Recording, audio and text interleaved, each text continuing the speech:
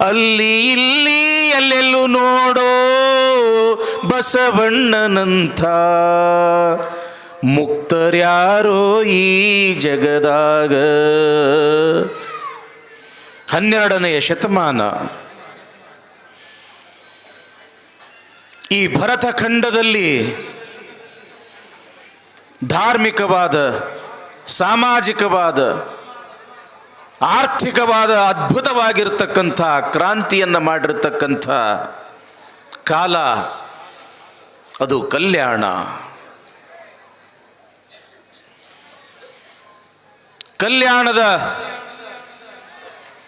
ನಾಡಿನಲ್ಲಿ ಪ್ರಧಾನಮಂತ್ರಿಯಾಗಿ ಸತ್ಯ ಶುದ್ಧ ಕಾಯಕವನ್ನು ಮಾಡ್ತಾ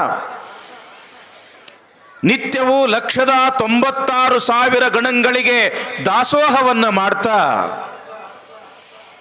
ಯಾವುದೇ ರೀತಿಯ ಜಾತಿ ಭೇದ ಭಾವ ಮಾಡದೆ, ಅಲ್ಲಿ ವರ್ಗ ಭೇದ ಇಲ್ಲ, ವರ್ಣಭೇದ ಇಲ್ಲ, ಲಿಂಗಭೇದ ಇಲ್ಲ, ಮೇಲು ಕೀಳು ಬಡವ ಶ್ರೀಮಂತ ಎಂಬತಕ್ಕಂಥ ಯಾವ ಭೇದ ಭಾವ ಇಲ್ಲದೆ ಎಲ್ಲರೂ ಕೂಡ ಪರಮಾತ್ಮನ ಮಕ್ಕಳು ಎಂಬತಕ್ಕಂಥ ಐಕ್ಯತೆ ಭಾವದಿಂದ ಬದುಕ್ತಕ್ಕಂಥವನು ವಿಶ್ವಗುರು ಬಸವಣ್ಣ.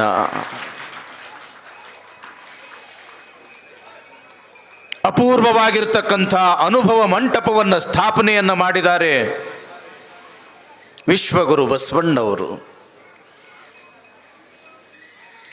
ಆ ಅನುಭವ ಮಂಟಪದಲ್ಲಿ ಶೂನ್ಯಪೀಠ, ಈ ಪ್ರಪಂಚದಲ್ಲಿ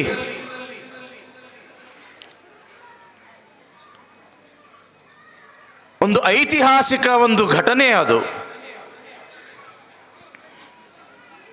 ಸಾಮಾಜಿಕ ಸಾಮರಸ್ಯವನ್ನು ತಂದುಕೊಳ್ಳಲು ಎಲ್ಲರೂ ಒಂದೇ ಛತ್ತಿನ ಅಡಿಯಲ್ಲಿ ಬಂದು ವಿಚಾರಗಳನ್ನು ಮಾಡಲು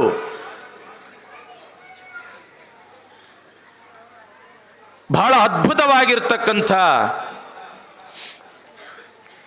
ಕಲ್ಪನೆಯೊಂದಿಗೆ ಸ್ಥಾಪಿಸಿರ್ತಕ್ಕಂಥದ್ದು ಅನುಭವ ಮಂಟಪ.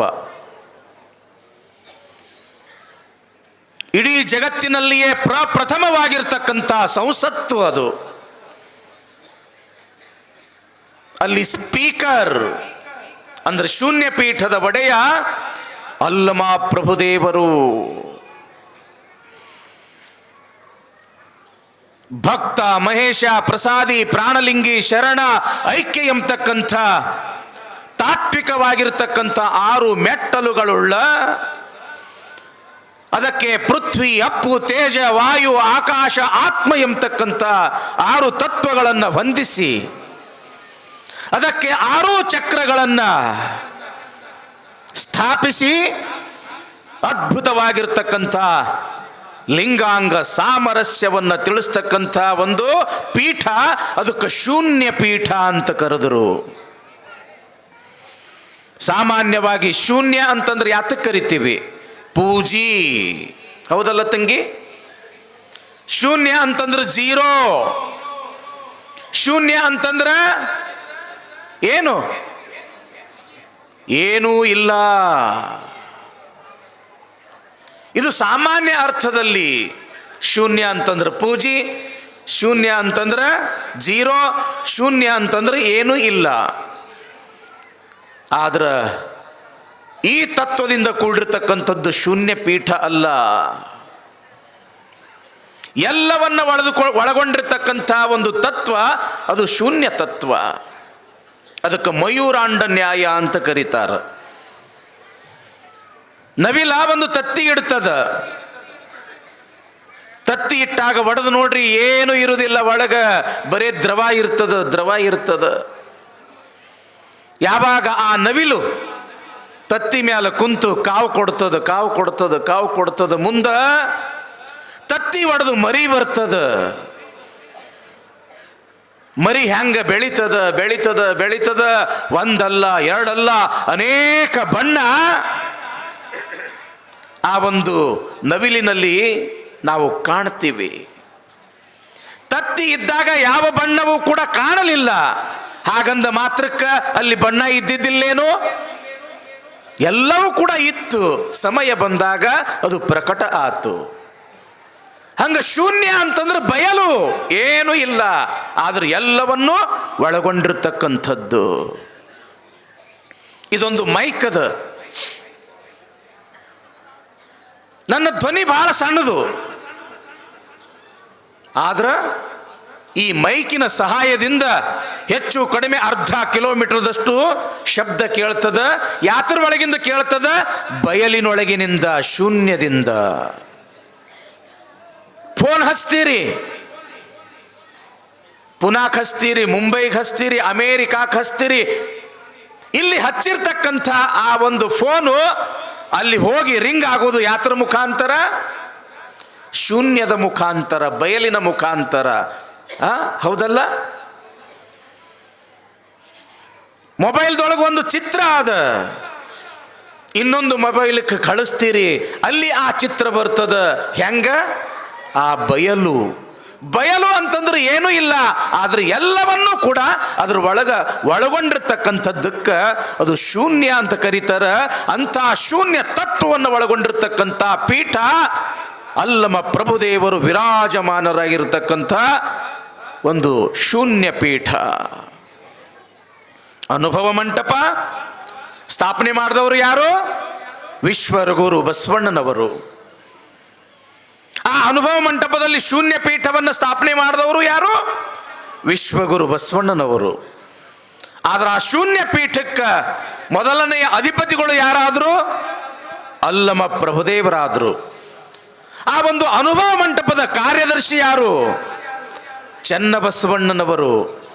ಆ ಅನುಭವ ಮಂಟಪದಲ್ಲಿ ನಡೆದಿರ್ತಕ್ಕಂಥ ಅಷ್ಟಾವರಣ, ಪಂಚಾಚಾರ, ಶಟಸ್ಥಲ, ಕಾಯಕ, ದಾಸೋಹ, ಸಮಾನತೆ, ಶಿವಾನುಭವದಂತ ಅಪೂರ್ವವಾಗಿರ್ತಕ್ಕಂಥ ಮಾನವೀಯ ಮೌಲ್ಯಗಳನ್ನು ಒಳಗೊಂಡಿರ್ತಕ್ಕಂಥ ಎಲ್ಲ ಆ ವಚನದ ಕಟ್ಟುಗಳನ್ನು ಪರಿಶೋಧಿಸಿ ಅದನ್ನು ಚೆನ್ನಾಗಿ ತೆಗೆದು ಇಡೋರು ಯಾರು?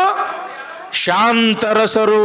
ಶಾಂತರಸರು ಒಬ್ರಲ್ಲ, ಇಬ್ರಲ್ಲ, 770 ಅಮರ ಗಣಗಳು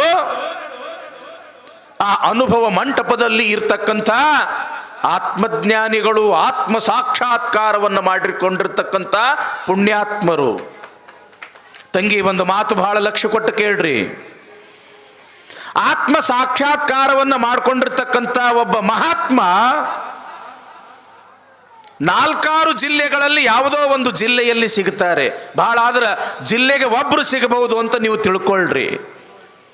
12ನೇ ಶತಮಾನ ಬಸವಣ್ಣನ ಆ ಕಲ್ಯಾಣದೊಳಗೆ ಏಕಕಾಲಕ್ಕೆ 770 ಮಂದಿ ಆತ್ಮ ಸಾಕ್ಷಾತ್ಕಾರ ಮಾಡಿಕೊಂಡಿರ್ತಕ್ಕಂಥ ಪುಣ್ಯಾತ್ಮರು ಇದ್ರು ಅಂತಂದ್ರೆ ಎಂಥದ್ದಿರಬಹುದು ಬಸವಣ್ಣನ ಕಲ್ಯಾಣ.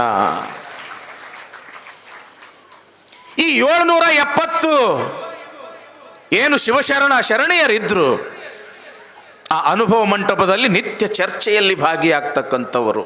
ಅಷ್ಟೇ ಅಲ್ಲ, ಎಷ್ಟು ಮಂದಿ ಅನುಭವ ಮಂಟಪದ ಸದಸ್ಯರಿದ್ರು ಅಂತಂದ್ರೆ 1,96,000 ಮಂದಿ ಆಗಿನ ಕಾಲದೊಳಗ ಆ ಅನುಭವ ಮಂಟಪದ ಸದಸ್ಯರು. ಏನು ಬಸವಣ್ಣನ ಮಹಾಮನೆಯೊಳಗ ಪ್ರಸಾದ ಮಾಡಿ, ಏನು ಬಸವಣ್ಣನವರು ಕೊಡ್ತಕ್ಕಂಥ ಪಡಿಯನ್ನು ಸ್ವೀಕರಿಸಿ, ಬಸವಣ್ಣನವರ ನುಡಿಗಳನ್ನು ಆಲಿಸಿ, ಬಸವಣ್ಣನ ತತ್ವದ ಪ್ರಕಾರ ನಡ್ಕೊಂಡು ಈ ಜಗತ್ತಿನ ತುಂಬ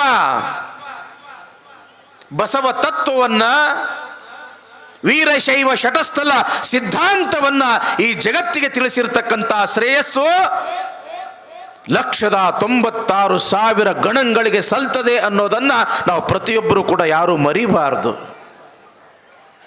ಅದೊಂದು ಮಹಾನ್ ಕ್ರಾಂತಿಯ ಯುಗ. ಅದು ಬಹಳ ಅದ್ಭುತ, ಬಹಳ ಅದ್ಭುತ.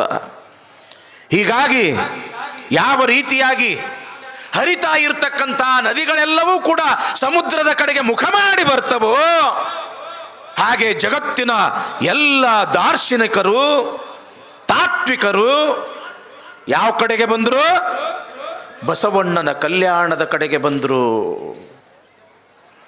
ಕರ್ನಾಟಕ, ಮಹಾರಾಷ್ಟ್ರ, ಆಂಧ್ರ, ತಮಿಳುನಾಡು, ಕೇರಳ, ನಮ್ಮ ದೇಶ ಅಲ್ದೇನೆ ಈಗೇನು ನಾವು ಆಫ್ಘಾನಿಸ್ತಾನ್ ಅಂತ ಕರಿತೀವಿ,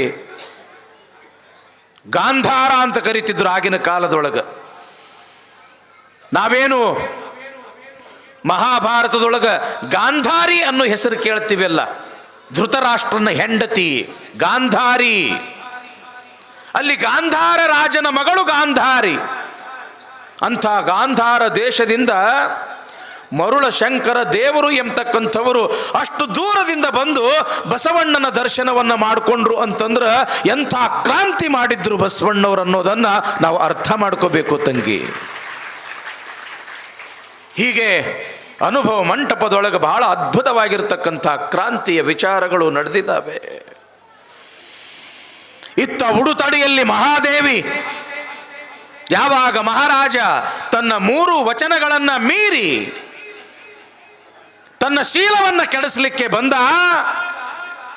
ಆವಾಗ ಎಮ್ಮೆಗೊಂದು ಚಿಂತೆ, ಸಮಗಾರಗೊಂದು ಚಿಂತೆ, ಧರ್ಮಿಗೊಂದು ಚಿಂತೆ, ಕರ್ಮಿಗೊಂದು ಚಿಂತೆ, ನಿನ್ನಂಥವನ ಸಹವಾಸವೇ ಬೇಡ ಅಂತ ತಿಳ್ಕೊಂಡು ಉಡುತಡಿಯನ್ನ ತ್ಯಾಗ ಮಾಡಿ ಎಲ್ಲಿಗೆ ಬರ್ತಾ ಇದ್ದಾಳೆ ಮಹಾದೇವಿ? ಬಸವಣ್ಣನ ಕಲ್ಯಾಣಕ್ಕೆ ಬರ್ತಾ ಇದ್ದಾಳೆ. ಅವಳಿಗೆ ಒಂದೇ ಆಶೆ, ಅನುಭವ ಮಂಟಪವನ್ನು ನೋಡಬೇಕು. ಅಲ್ಲಿ ಇರ್ತಕ್ಕಂಥ ಭಕ್ತಿ ಭಾಂಡಾರಿ ಬಸವಣ್ಣ, ಅಲ್ಲಮ ಪ್ರಭುದೇವರು, ಚೆನ್ನ ಬಸವಣ್ಣ, ಸಿದ್ಧರಾಮ ಎಲ್ಲ ಶರಣೀಯರ ದರ್ಶನವನ್ನು ಮಾಡಬೇಕು. 4 ದಿವಸ ಅವರ ಮಧ್ಯದಲ್ಲಿ ಇದ್ದುಕೊಂಡು ನನ್ನ ಜನ್ಮ ಸಾರ್ಥಕವನ್ನು ಮಾಡ್ಕೋಬೇಕು ಅನ್ನೋ ಆಶೆಯಿಂದ ಎಲ್ಲಿಗೆ ಬರ್ತಾ ಇದ್ದಾಳೆ ಮಹಾದೇವಿ? ಬಸವಣ್ಣನ ಕಲ್ಯಾಣಕ್ಕ. ಎಲ್ಲಿ ಉಡುತಡಿ, ಎಲ್ಲಿ ಬಸವನ ಕಲ್ಯಾಣ. ಬರ್ತಕ್ಕಂಥ ದಾರಿಯೊಳಗ ಗಿಡ, ಗಂಟಿ, ಕಲ್ಲು, ಮುಳ್ಳು,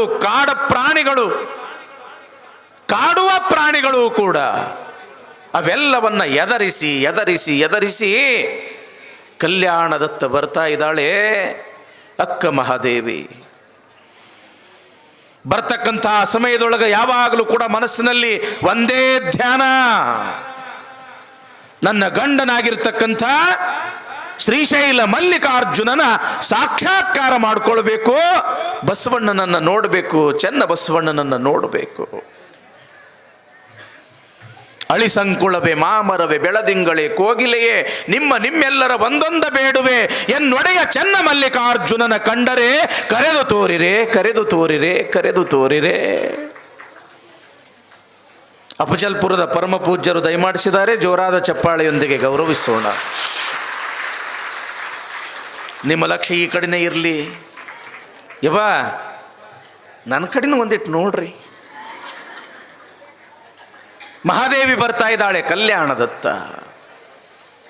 ಬರ್ತಕ್ಕಂಥ ದಾರಿಯೊಳಗ ನೋಡ್ರಿ ಎಷ್ಟೊಂದು ಶಿವಧ್ಯಾನ, ಶಿವನನ್ನ ಕಾಣುವ ಹಂಬಲ.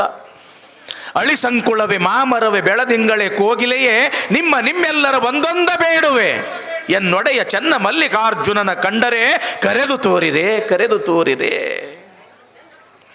ಬೆಳಗಿನ ಜಾವ ಸೂರ್ಯೋದಯಕ್ಕೆ ಯಾವ ರೀತಿಯಾಗಿ ಆ ಒಂದು ಪುಷ್ಪ ಹೂವ ಅರಳುತ್ತದ, ಆ ಅರಳಿರ್ತಕ್ಕಂಥ ಹೂವಿನ ಹತ್ರ ಬಂದು ಒಂದು ದುಂಬಿ, ಒಂದು ಜೇನ್ನೊಣ ಆ ಹೂವಿನಲ್ಲಿ ಕುಂತು ಒಳಗಡೆ ಇರ್ತಕ್ಕಂಥ ಮಕರಂಧವನ್ನ ಕುಡಿತಾ ಇರೋದನ್ನ ನೋಡಿರ್ತಕ್ಕಂಥ ಅಕ್ಕ ಮಹಾದೇವಿ ಅಂತಾಳೆ, ಅಳಿಸಂಕುಳವೇ, ಹೇ ದುಂಬಿಯೇ, ಯಾವ ರೀತಿಯಾಗಿ ನೀನು ಮಕರಂಧ ಪ್ರಿಯಳೋ ನನ್ನ ಗಂಡನಾಗಿರ್ತಕ್ಕಂಥ ಚೆನ್ನ ಮಲ್ಲಿಕಾರ್ಜುನ ಕೂಡ ಭಕ್ತಿ ಪ್ರಿಯ. ಅಂಥ ಭಕ್ತಿ ಪ್ರಿಯನಾಗಿರ್ತಕ್ಕಂಥ ನನ್ನ ಗಂಡನನ್ನ ಹೇ ದುಂಬಿಯೇ ನೋಡಿ ಏನು ಅಳಿಸಂಕುಳವೇ ಮಾಮರವೇ, ಹೇ ಮಾವಿನ ಗಿಡವೇ, ನೀನು ಫಲಗಳ ರಾಜ. ನಿನ್ನ ಫಲ ತಿಂದ್ರೆ ಸಾಕು, ಎಷ್ಟೊಂದು ಆನಂದ, ಎಷ್ಟೊಂದು ಸಮಾಧಾನ, ಎಷ್ಟೊಂದು ತೃಪ್ತಿ.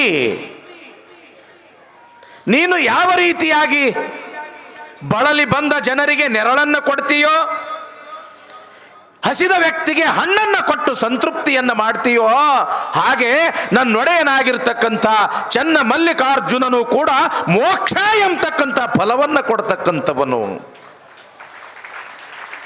ಎಲ್ಲ ರೀತಿಯ ಆಶ್ರಯವನ್ನು ಕೊಡ್ತಕ್ಕಂಥವನು. ಅಂಥ ನನ್ನ ಗಂಡನನ್ನ ಹೇ ಮಾಮರವೇ ನೀ ನೋಡಿ ಏನು ಬೆಳದಿಂಗಳೇ, ರಾತ್ರಿ ಹೊತ್ತು ಆನಂದದಿಂದ ಏನು ಆ ಬೆಳದಿಂಗಳ ಹಾಲು ಚೆಲ್ಲಿರ್ತದ. ಆ ಬೆಳದಿಂಗಳಿಗೆ ಕೇಳ್ತಾಳೆ ಮಹಾದೇವಿ, ಹೇ ಬೆಳದಿಂಗಳೇ, ಯಾವ ರೀತಿಯಾಗಿ ನೀನು ತಂಪನ್ನ ಕೊಟ್ಟು ಜಗತ್ತಿನ ಜನರಿಗೆ ಶಾಂತಿಯನ್ನ ಕೊಡ್ತಿ, ಹಾಗೆ ನನ್ನ ಗಂಡನಾಗಿರ್ತಕ್ಕಂಥ ಚನ್ನ ಮಲ್ಲಿಕಾರ್ಜುನನು ಕೂಡ ಅರಿವು ಎಂಬತಕ್ಕಂಥ ಬೆಳಕನ್ನ ಕೊಡವನು. ನೀ ಏನಾದರೂ ನನ್ನ ಗಂಡನನ್ನ ನೋಡಿಯೇನು ಅಳಿ ಸಂಕುಳವೇ, ಮಾಮರವೇ, ಬೆಳದಿಂಗಳೇ, ಕೋಗಿಲೆಯೇ, ಮಾಮರ ತಳಿರನ್ನ ತಿಂದು ಕುಹು ಕುಹು ಕುಹು ಅಂತ ಸುನಾದವನ್ನ ಮಾಡ್ತಾ ಇರ್ತಕ್ಕಂಥ, ಆನಂದದಿಂದ ಹಾಡ್ತಾ ಇರ್ತಕ್ಕಂಥ ಹೇ ಕೋಗಿಲೆಯೇ, ಯಾವ ರೀತಿಯಾಗಿ ನೀನು ಸಂಗೀತ ಪ್ರಿಯಳೋ ನನ್ನ ಗಂಡನಾಗಿರ್ತಕ್ಕಂಥ ಚನ್ನ ಮಲ್ಲಿಕಾರ್ಜುನನು ಕೂಡ ಓಂಕಾರ ಪ್ರಿಯ. ಅಂಥ ಓಂಕಾರ ಪ್ರಿಯನಾಗಿರ್ತಕ್ಕಂಥ ನನ್ನ ಗಂಡನನ್ನ ನೀ ನೋಡಿ ಏನು ಕಣ್ಣಿಗೆ ಕಾಣಿಸ್ತಕ್ಕಂಥ ಗಿಡ ತರು ಲತೆ ಪಶು ಪಕ್ಷಿ ಪ್ರಾಣಿಗಳಿಗೆ ನನ್ನ ಗಂಡನನ್ನು ನೀವು ನೋಡಿರೇನು, ನನ್ನ ಪರಮಾತ್ಮನನ್ನು ನೀವು ನೋಡಿರೇನು ಅಂತ ತಿಳ್ಕೊಂಡು ಕೇಳ್ತಾ ಕೇಳ್ತಾ ಕೇಳ್ತಾ ಅಂತೂ ಇಂತು ಮಹಾದೇವಿ ಎಲ್ಲಿಗೆ ಬಂದರು? ಬಸವಣ್ಣನ ಕಲ್ಯಾಣಕ್ಕೆ ಬಂದೇ ಬಿಟ್ಳು ಮಹಾದೇವಿ.